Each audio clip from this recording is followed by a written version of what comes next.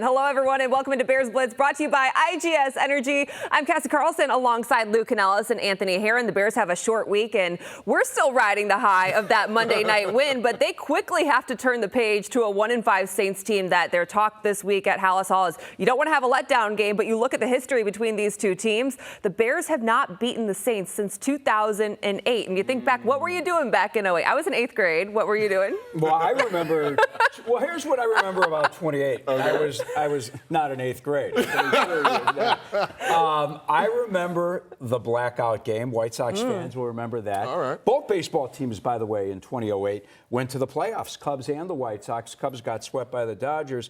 White Sox went to the postseason, lost to the Rays at that time. But you know what else I remember about 2008? What's that? Barack Obama became president. Yeah, that was a nice And one. we had, the financial meltdown that affected everyone out there, and I'm still digging myself out of that. I bet.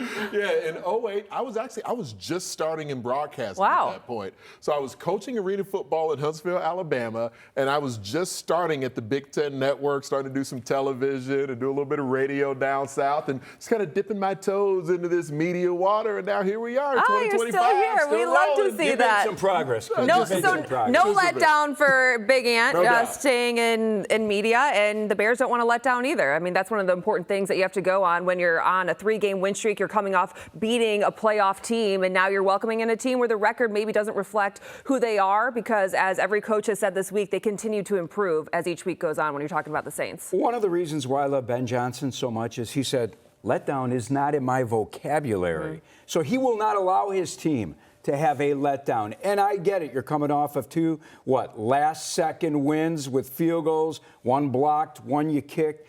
Hey, this Bears team still has a lot of work. Talk to the head coach. He'll tell you, we still need to make progress in a number of different areas. I get it. The run defense was much better. DeAndre Swift had his best game as a Bear. But this team is not a finished product and won't be, according to the head coach, till December. And the standard needs to continue enhancing for the Bears, right? They can't allow wins, even 3 wins in a row, which is not a space that we're accustomed to watching them operate in. So that's fun. But for Ben Johnson, for the players, the veterans, the leaders on this squad, they got to make sure they keep finding a new best, enhancing the level of excellence that they're hoping to achieve. Coming out with wins right now at this stretch, you want to make sure you're playing your best football later in the season. That's been how Ben Johnson has been describing his expectations. And so it's great to be in the midst of 3 games in a row that they come out with the victory, but still see very obvious areas that this squad can continue to improve. Well, and Ben Johnson said one of the big steps in showing growth in this team would be stringing together their 4th straight win coming off a short week, because they had the short week going from week 1, Monday night against the Vikings, into week 2, and we saw the letdown in Detroit. He said, so if they could win this game this weekend, that's a huge step for this team to continue to stack good weeks. Well, for a 2nd straight game, the Bears did set themselves up to win in the 4th quarter. Caleb Williams and the run game setting up Jake Moody to hit a 38-yard game-winning field goal for an incredible story of being cut from the Niners to elevated off the practice squad playing in prime time. Now, there's a sense of belief in the team and a calmness to Caleb Williams when he knows it's time to go win a game. He really just comes to life, and he meets that moment head on. It's almost like he wants that to happen each and every week, because that's when he's at his best. And he's not surprised by it. I mean, this is who he's always been. It's those big moments like that he really lives for, and I think he's doing a great job with it so far. I try and portray that to my teammates, that I'm calm, that this moment right here is our moment. It's our show. And in those moments, it's time to go win the game. That's all it comes down to. That's all it comes down to. And there's nothing more important than that moment. It's the patience, the calmness, the belief in each other. And then from there, you just go out there and execute the plays the coach calls.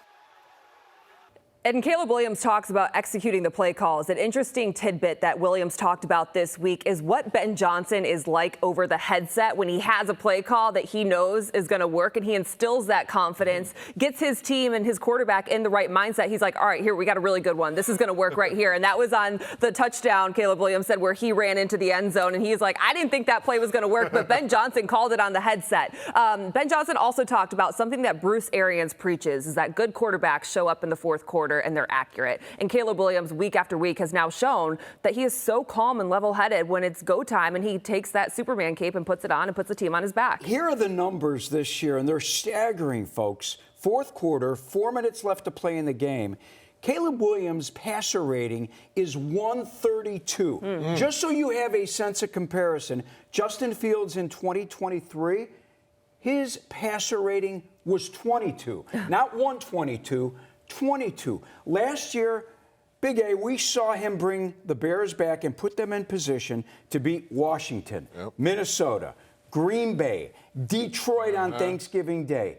His best quarter of work last season, his rookie season, the fourth quarter. When he is freelancing, man, he is playing his best ball. And it feels like they're both tangible and intangible reasons for that. You know, tangibly, a lot of times when you're in the fourth quarter and when you're trying to mount a game-winning drive, that's when you can frequently be in the no huddle. Sometimes you're in a hurry-up offense. You can maybe see the more vanilla version of the opposing defense, and perhaps the plays you're calling offensively will have less volume to them. But then the intangible of this matters as well. And for Caleb Williams, when you even think back to last season, like you're referencing, Lou, there were games where the Bears were down multiple scores in the fourth quarter, and that's where Caleb Williams pretty frequently during his rookie year became his most demonstrative, exuded his most confidence, and then in some ways threw caution to the wind. And it was hard because so many of those games ended up in defeat. To really try and dissect, was this a positive sign for the Bears rookie, or was there something negative about that they had to be trailing before he became his best? Now we see critical moments. The game is coming down to cold, crushed depth, and in the fourth quarter, Caleb is the best version of himself in those moments. So there's a lot of positive to take from that, especially through the context cast of what we were talking about a moment ago, where there's still a little bit of that up and down to the overall four-quarter picture. But we've seen now, you know, these last few quarterbacks the Bears have had, now having one that plays his best in the fourth quarter is a positive sign. And Cassie, I think that when Ben Johnson says in his headset, I really like this play, he's almost putting him on the spot like, you better execute this with perfection, because I know it's going to work, so you go make it work. Well, the run game was also working, and that's something we haven't seen from this Bears team yet this season. It's the whole operation. It was the blocking up front by the offensive line, and finally DeAndre Swift coming to life. And Declan Doyle says when you have a player like that who is trying so hard and maybe doesn't find the answers early on, to finally see it come to fruition, you're always rooting for a guy like that. And Ben Johnson continues to say that DeAndre Swift is the same player that he knew him to be when he was a rookie back in Detroit. Get him in open space, and he can make guys miss and make these huge plays, as we saw on that catch-and-run 55-yard touchdown. But it also just opens up the rest of the game. We saw how many mouths they were able to feed with the run game getting going. I'm happy for Swift because he's taken a beating in the year and a half he's been here. Most of the folks out there, media, fans, have not felt he's lived up to the $24 million free agent contract he signed. But let's give some credit to the offensive line that I thought had its best game. Theo Benedict, as a starter, gave this team a spark on the line, and it spread throughout that five-man front. To see the offensive line have their best game of the season coming off the bye week, the run game itself come to life in that way. And I really liked how they were effective getting DeAndre Swift into space, finding creases for him. So, yes, some of those yards were made in between the tackles, but one of the wrinkles they had in the run game was getting the other playmakers, involved in the receivers and other positions with jet sweeps and orbit motions and things. But that eye candy was not a part of why anything was lucky about that last catch and run. So, yes, as a runner and as a pass receiver, DeAndre Swift did big things. It's going to be interesting to see if he goes this weekend. He's listed as questionable heading into the game with a groin injury, but he's been a workhorse for this team. So I would think they're hopeful that he will be able to go. And on Theo Benedict, Ben Johnson said the best compliment he could give his left tackle making his first start at that position in primetime is that he didn't really notice him. And that's a good thing if you are at that premier position. I'm excited to hear your conversation with Benedict coming up on Bears Game Day Live Sunday morning. I mean, no one really knows about him. I think it's a feel-good story that came out of training camp, but coming from Canada, they call it university there. He has a tie to Israel Donajay. A lot of cool things when it comes to Theo Benedict. You have to create population around the ball. It's hard to take the ball away if you don't have guys around it. So, one of the big, determining factors in winning and losing ball games is the turnover takeaway ratio. We got ball hawks on all sides of the ball. In the secondary, in the linebacker room, it's just about going there and making the plays. But then after that, it's DA putting us in position to make those plays. and then visualizing the certain plays that we're going to have in each week. What are the plays that you're going to make on this play, regardless of, depending on what your responsibilities are.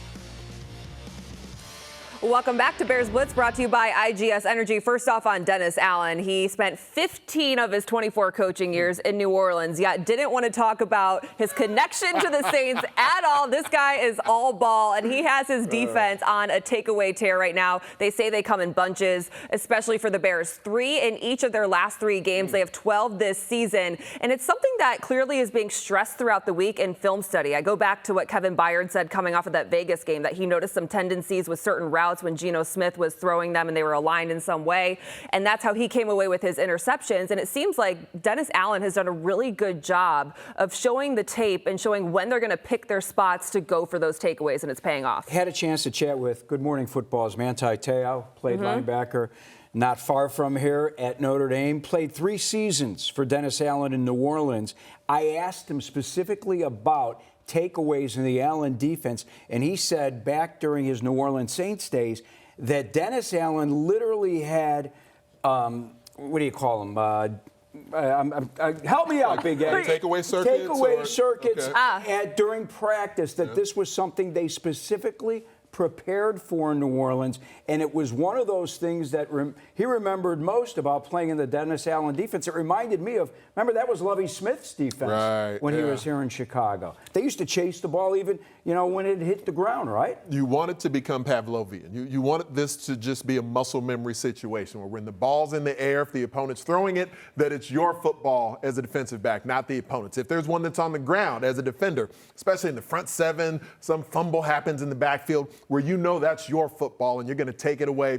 And when you get that takeaway, see if you have an opportunity to scoop it, score it, clamp it, get it in the end zone, or get a pick 6. So to have these takeaways mounting in the way that they are, we know how rough the first couple of weeks of this season were for the Bears in general, and especially on defense. But now, amongst the best in football, taking it away, and conversely, the offense converting them to points, amongst the most points off turnovers in the National Football League. Yeah, you want them to more consistently be turned into touchdowns rather than field goals, but still a good sign. And the other good sign is just the way the run defense was able to step up against the Commanders. That was a huge storyline going into that game. And I think you look at this Saints offense, and I don't know that you feel so threatened by it, but they did put up 189 rushing yards against the Bills defense a couple weeks ago. So they definitely have a threat in Alvin Kamara in the run game that you still want to make sure you're sound on your fundamentals going into this week. They're coming off the Bears, Bears defense, coming off a solid run defense game that we saw on Monday night against the Commanders, but they're still second worst in the NFL. So let's be honest, they're just under 6 yards a carry that they're giving up. Hey, fundamentally, they were much better getting off blocks, making things happen. Tremaine Edmonds had 13 tackles in that game, Big A. You had TJ Edwards with 9. What did you think of Dennis Allen moving Edmonds to the will and Edwards to the middle linebacker spot? It worked really well, and he did that a little bit even while Noah Sewell was in there also. And that combination of allowing one individual to be at the Mike linebacker and allow them to sort of read the run right in the thick of the box and be able to react to it there, and to allow Tremaine Edmonds. There were times during that game where Tremaine Edmonds was almost like a spy, but off the edge as a defensive end because of the athleticism and mobility that Jayden Daniels presented to them. And we're seeing now where Dennis Allen, as he gets a better sense for these players, where he's willing to move the various chess pieces around a bit and try to put players where he thinks they suit that individual matchup. So I wouldn't count on it being something where it's static week in and week out, but it's really beginning to work well. Big Am, Dennis Allen was asked about his third down defense. It's been really good. It ranks third, and he was asked what he's doing differently, maybe a little bit less conventional in some ways. What are you seeing that's working right now, and maybe he's showing teams one thing, doing something different than they expect on a traditional third down? Well, I use the term eye candy for the offense, and especially now that more of the veterans are there in the secondary and at the linebacker core, some of the disguise, sometimes it's simulated pressure, and sometimes it's legit pressure, and to have Jaquan Brisker and Kyler Gordon and TJ Edwards back in the lineup, those are the Bears' 3 best blitzers. In some ways, you can say amongst their best pass rushers, even though they're not true defensive linemen, but they get after the quarterback at a high level, and you have to respect them because you know they're in a position to bring it when they're there. Roughing the passer, yes or no? Don't stop. Don't stop, right? All right, your player to watch is brought to you by IGS Energy. Big Ant, take it away. there's not a player who Caleb Williams targets where he's got a higher passer rating than Luther Burden. I believe the most naturally gifted wide receiver on the Bears roster, and it's been great to see his role continue to increase each week. All right, you showed off your shirt, but show off the shoes, the Converse. You got something on yeah, them? if you're going to say kiss my Converse like the Shogun of Harlem, you got to make sure you got them on the shoes, too. That's right. Show them who's the master. Show them the glow, Caleb. Oh, Show 'em the Bears glow. will try to do their best on Sunday at Soldier Field. We'll see you then for Bears Game Day Live. Have a good one.